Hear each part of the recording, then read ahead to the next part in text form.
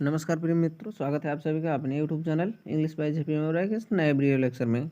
जैसे कि पिछले वीडियो लेक्चर में हम लोगों ने ये यहाँ तक के पैसेज को ख़त्म कर लिया था इसके पहले के, तो आज इसी को हम लोगों को पढ़ना है। तो आप लोग यदि इस वीडियो को अंत तक देखें तो ये मेरा दावा है कि आप लोगों को कहीं पर भी कोई दिक्कत नहीं होगा। इस पूरे पैसेज को समझने में बहुत ही बारीकी से समझाया जाएगा, बहुत ही यूनिक वे में समझाया जाएगा। तो चलिए अपने समय को वेस्ट ना करते हुए बढ़ते हैं इसको एक्सप्लेन करने के लिए। कह रहा है कि eventually I began to lose interest in tagging butterflies.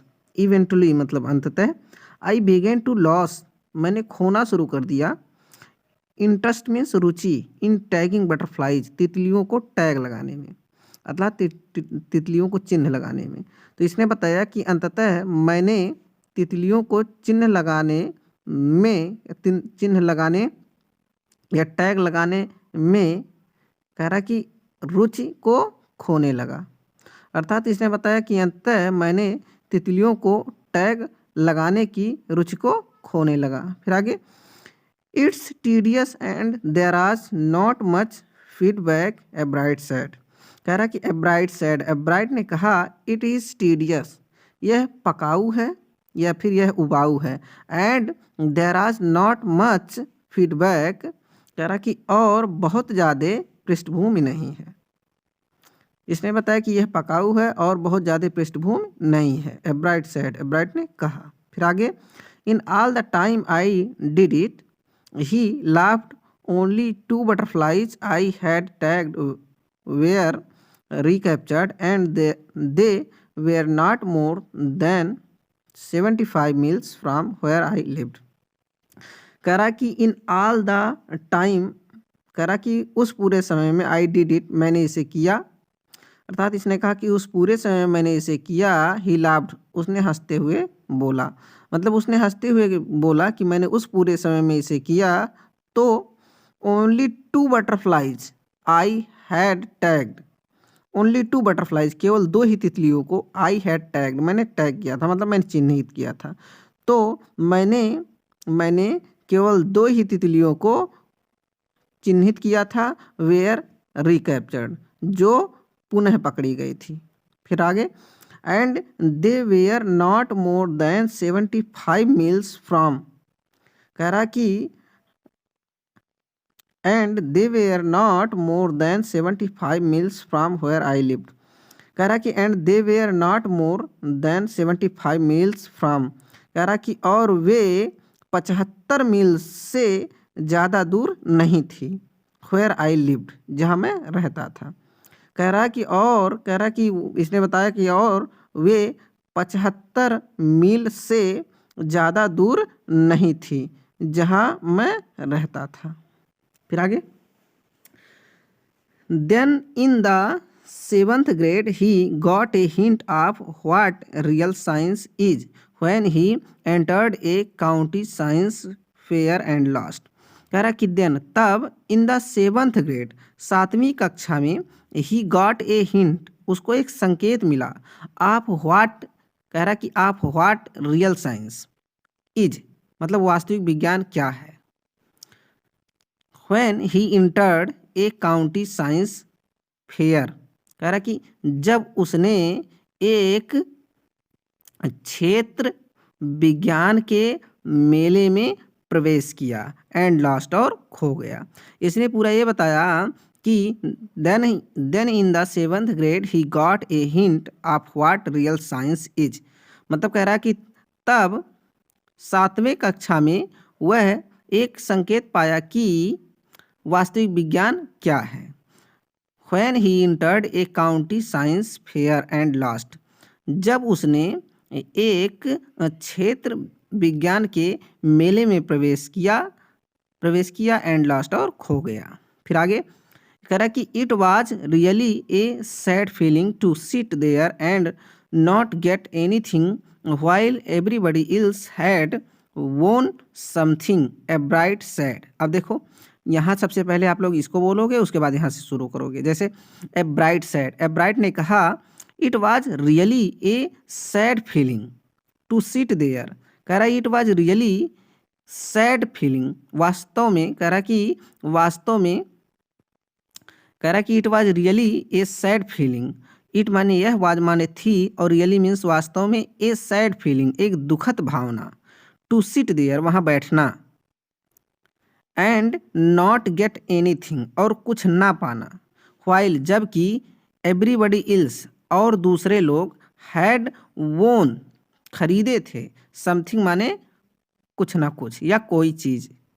एब्राइट said, एब्राइट ने कहा, अर्थात पूरा ये बता रहा कि एब्राइट ने कहा कि it was really a sad feeling to sit there, कह रहा कि वहाँ बैठना, कह रहा कि यह एक दुखद भावना थी, एंड नॉट गेट एनीथिंग और कुछ भी ना पाना, while everybody ills had won something, कह रहा कि जबकि प्रत्येक दूसरे लोग कुछ ना कुछ खरीदे थे। फिर आगे कह रहा कि his entry was slides of frog tissues which he showed under a microscope. कह रहा कि हिज एंट्री उसका प्रवेश वाज मीन्स था, स्लाइड्स मतलब फिसलन, अर्थात फिसलन बोला जा सकता है, या फिर आप लोग इसे बोल सकते हो, या फिर इसे बोला जा सकता है। कह रहा है कि इसे बताया कि his entry was slides of frog tissues. His entry माने उसकी प्रविष्टि या उसका प्रवेश, वाज मीन्स था, और स्लाइड्स मीन्स होता है मेढकों की पतली प्रति, ऑफ फ्रॉक टिश्यूज मतलब मेढकों के ऊतकों की, अर्थात कह रहा है कि his entry was slides of frog tissues मतलब उसका प्रवेश मेढकों के ऊतकों की पतली परत थी। कह रहा कि विच ही सोव्ड जिसे उसने दिखाया, अंडर ए माइक्रोस्कोप एक सूक्ष्मदर्शी के नीचे। इसने पूरा ये बताया कि उसकी प्रविष्टि या उसका प्रवेश मेढकों के ऊतकों की पतली परतें थी, जिसे उसने सूक्ष्मदर्शी के नीचे दिखाया। फिर आगे, he realised the winners had tried to do real experiments, not simply make a neat display। कह रहा कि he realized उसने अनुभव किया या महसूस किया, द विनर्स मतलब विजेता लोग, had tried to do real experiments, had tried मतलब कोशिश करना पड़ता है, to do real experiment वास्तविक प्रयोग करने के लिए, not simply make a neat display, not simply make साधारण रूप से नहीं बना देते हैं या साधारण रूप से नहीं कर देते, ए नीट डिस्प्ले एक स्वच्छ प्रदर्शन। अर्थात यहाँ से यहाँ तक ये कह रहा है कि he realised the winners had tried to do real experiments मतलब उसने अनुभव किया कि विजेता लोगों को वास्तविक परीक्षण की कोशिश करनी पड़ती है, not simply make a neat display साधारण रूप से, कह रहा कि साधारण रूप से एक स्वच्छ प्रदर्शन नहीं होता, अर्थात वे साधारण रूप से एक स्वच्छ प्रदर्शन ही नहीं कर देते हैं, वो बहुत ज़्यादा मेहनत करते हैं। फिर आगे क्या बोल रहा है, कह रहा कि already the competitive spirits that drives Richard Ebright was appearing। कह रहा कि already माने पहले से ही, the competitive spirits मतलब प्रतियोगी आत्माएं, that drives Richard Ebright जो रिचार्ड एब्राइट को ड्राइव करती थी मतलब चलायवान बनाई। कह रहा है कि वाज अपियरिंग दिखाई दे रही थी, अर्थात ये बता रहा है कि already the competitive spirits that drives Richard Ebright was appearing मतलब पहले से ही वह प्रतियोगी आत्माएं जो रिचार्ज एब्राइट को चलायवान बनाती हैं वो दिखाई देने लगी थी या दिखाई दे रही थी। फिर आगे, I knew that for the next year's fair I would have to do a real experiment, he said.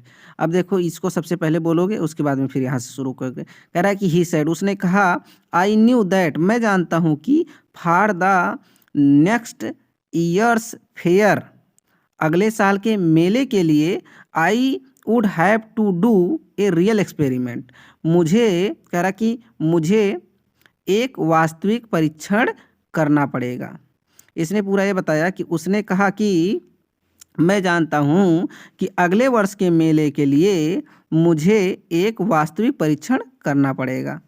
कह रहा कि the subject I knew most about was the insect work I had been doing in the past several years.